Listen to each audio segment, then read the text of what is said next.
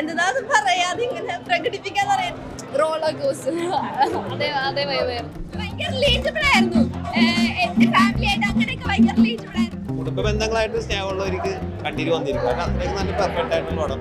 അത് ശരിക്കും കണ്ടിട്ടുണ്ട്. സഹോദരങ്ങളുടെ സ്നേഹവും ഇമോഷൻസും ചെറുപ്പം തൊട്ടിട്ട് ഇപ്പൊ വരെയുള്ള സംഭവങ്ങൾ അതിന്റെ ഓരോ നമ്മുടെ ജീവിതത്തിൽ ശരിക്കും നമ്മ തന്നെ ഒരു ക്യാരക്ടർ അതിനകത്തൊരു ക്യാരക്ടറായി മാറും. ഞാൻ പേഴ്സണലി ഒരു കാര്യം പറയാം, നമ്മൾ ടെക്സ്റ്റ് വായിക്കുമ്പോൾ അതിൽ അവർ ഏത് ഇമോഷനിലാണ് പറയുന്നത് നമ്മൾ അതിന് മനസ്സിലാക്കണം. അതിന് ശേഷം അതിനെ റിപ്പോർട്ട് അത് എടുത്ത് ചാടി ചെയ്യുക, ദേഷ്യത്തിന് പുറത്തൊന്നും ചെയ്യുക.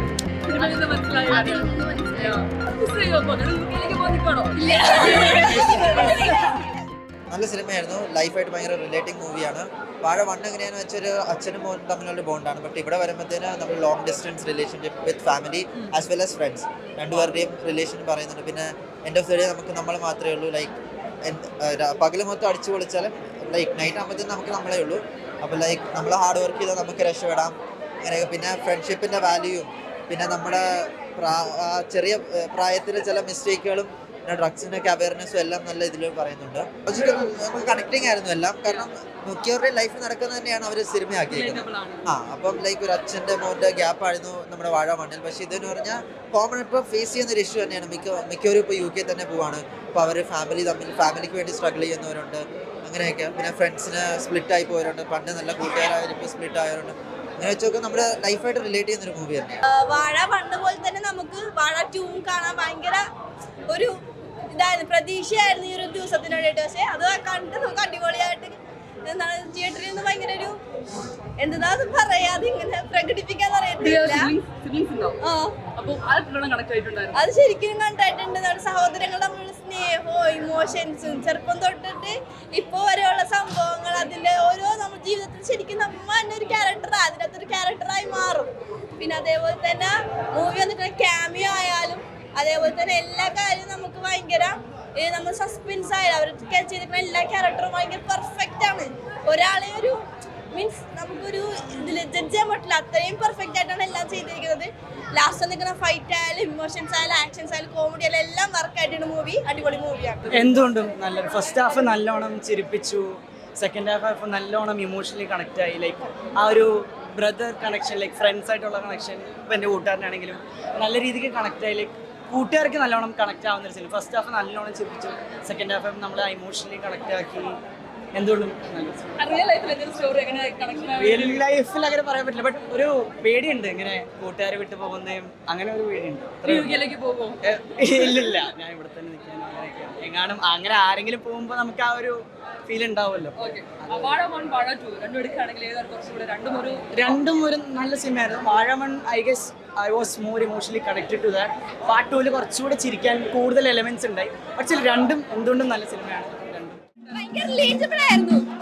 എന്റെ ഫാമിലി ആയിട്ട് അങ്ങനെയൊക്കെ ഭയങ്കര റിലേറ്റബിൾ ആയിരുന്നു. പിന്നെ ക്ലൈമാക്സ് അടിപൊളിയായിരുന്നു. ക്ലൈമാക്സ് പ്രതീക്ഷിക്കാതെ ഒരു ഇമോഷണൽ ആയിരുന്നു ഞാൻ വിചാരിച്ചിട്ടുണ്ടാവുന്നത്. പക്ഷെ അതിനെക്കാട്ട് കഴിഞ്ഞത് ക്ലൈമാക്സ് അടിപൊളിയായിരുന്നു. പിന്നെ അൽഫോൻസ് പുത്രന്റെ ഡയലോഗും എൻട്രിയും ഡയലോഗും എല്ലാം സീനായിരുന്നു. എല്ലാവർക്കും കണക്ട് ആകാൻ പറ്റുന്നൊരു മൂവിയായിരുന്നു. സിബ്ലിംഗ് ആയിക്കോട്ടെ, അച്ഛമ്മ ഇതായിക്കോട്ടെ, പിന്നെ എല്ലാവരും ഇമോഷണലി ആയിക്കൊണ്ടിരിക്കുന്ന തമ്മിൽ ക്ലൈമാക്സ് എല്ലാം നമ്മൾ ഭയങ്കര ഒരു ഷിഫ്റ്റ് ആയിരുന്നു, നമ്മൾ വിചാരിക്കാത്ത രീതിയിൽ. അപ്പം എൻഡിങ് ഒക്കെ എല്ലാവരും അടിച്ചു പൊളിച്ചിട്ടാണ് ഇറങ്ങിയത്. തുടക്കത്തിൽ തന്നെ സ്കൂൾ ലൈഫും എല്ലാം കൂടി കാണിച്ചു. പിന്നെ ജോബിൽ എല്ലാ ഏജുകാർക്കും എനിക്കൊന്ന് റിലേറ്റബിൾ ആവും.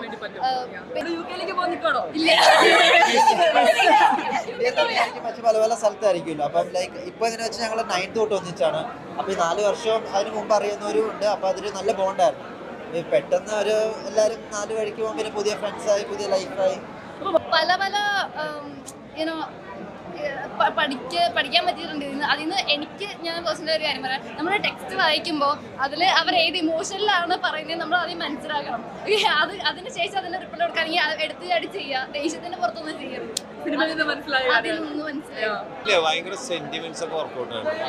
ഒരു കണ്ണീര് വന്നു, ഫാമിലി ആയിട്ട് ടച്ച് ഉള്ളവർക്ക് കണ്ണീര് വന്നു. അത്രയ്ക്കും പെർഫെക്റ്റ് ആയിട്ടുണ്ട്.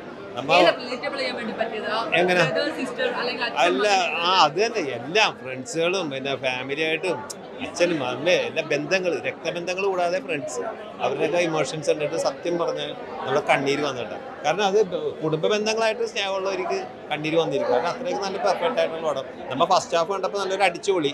പിന്നെ അതിൽ പോലീസ് ഓഫീസർ നല്ല സന്ദേശം കൊടുക്കണം. കേരളത്തിലുള്ള പോലീസുകാർ ഇതേപോലെ എല്ലാ സ്കൂളിലും സത്യം അൽഫോൺസ് പുത്രൻ തകർത്ത് അഭിനയിച്ചിട്ടുണ്ട്. കാരണം അദ്ദേഹത്തിന്റെ ഒരു വേറൊരു പടത്തിൽ നല്ല വില്ലൻ കഥാപാത്രം ആണെങ്കിൽ ഇതിലെ അൽഫോൺസ് പുത്രൻ ഒന്നും ഒരു രക്ഷയില്ല. ഇത് പോലീസുകാർക്ക് ഇതേപോലെ സ്കൂളുകളിൽ ഇതിന്റെ ഒരു ശീലം വന്നാൽ കോളേജുകളിൽ ഇതുപോലെയുള്ള പ്രശ്നമുണ്ടാവും. അത് ഞാൻ പറഞ്ഞു, എല്ലാ ജനറേഷൻസിനും എല്ലാ രീതിയിലും ഇമോഷണലി കണക്ട് ചെയ്യാൻ പറ്റുന്ന ഒരുപാട് സീൻസ് ഉണ്ട്. അത് യൂത്തിന്റെ ഒരു മൂവി മാത്രമല്ല, അതുപോലെ വാഴ 1ന്റെ എഫക്റ്റും അതിനകത്തുണ്ട്.